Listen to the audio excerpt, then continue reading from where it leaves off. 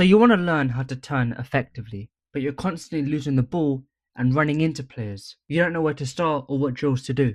Well, in this video, we're going to show 3 different turns that you can use that are going to be effective in escaping pressure. But first, before we even understand how to turn, we have to understand when and why we have to turn. Because if I'm turning and I've got the ball, I make a turn and I run into a defender, then there's no point. It's not effective.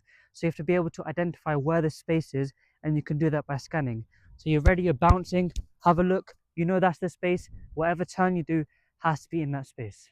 In this clip, Frank Lampard shows the importance of scanning because he's constantly checking his shoulder, and that means that when he gets the ball, he knows where he wants to go and what exactly he wants to do, so he can chop and then make a decision of passing or shooting. So, how do we practice this? Take a ball, pass it, have a look, take it again, pass it again, have a look.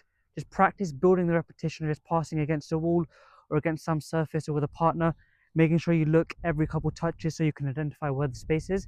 And then once you've got that down, you can move forward. So now that we've got scanning down and we understand that it's important to scan before you actually make a turn, now we can go into the types of turns that you can do and the different situations where they're useful. So for the first drill, what you're going to need is a surface. I'm using a tire right now, and a cone. The surface is going to be the person who's going to pass the ball to you, and the cone is the defender. So this situation is where you've got the ball, there's a defender behind you, and you can see a space in these regions here. So you're going to take the ball, it's going to come back, you're going to turn into this space or this space each time, depending on where you look, where the space is in your situation.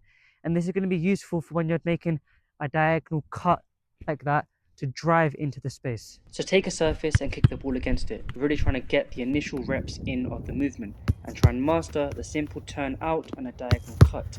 Keep going and going and going until you can use it in a match where you can become comfortable, have a controlled touch and be able to operate at a match-like pace like in this clip here. Then you can take these skills and use it on your weak foot and take your game to the next level. So if you're a winger or a fullback and you need to drive into the space, either inside the pitch or outside the pitch, going towards the touchline or coming in towards the midfield so you can play, it's important for you to take your touch, be tight with it, and then drive. The second drill, the setup is the exact same. You've got the tire, you've got the surface, you've got the cone as a defender, you're tight up against the defender. But this time, you're not taking the turn diagonally past him or past them.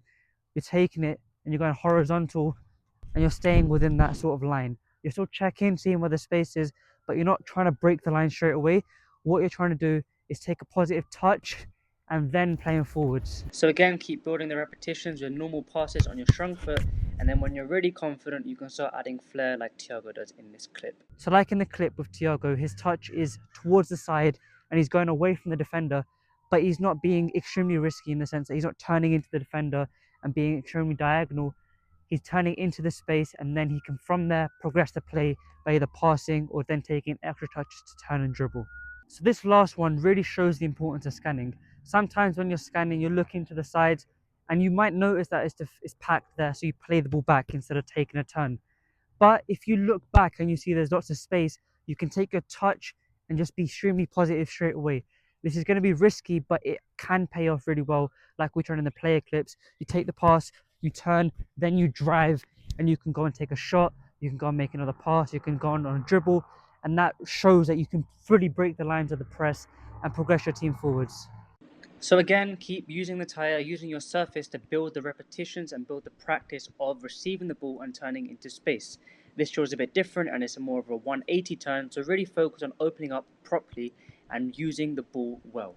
And then once you get really comfortable, you can be able to do this in a game, passing through 2 defenders and progressing your team's play forwards. And so the last tip I'd give is that when you've practiced these turns or mastered these turns, you're still going to be very effective, but it's always about the next action.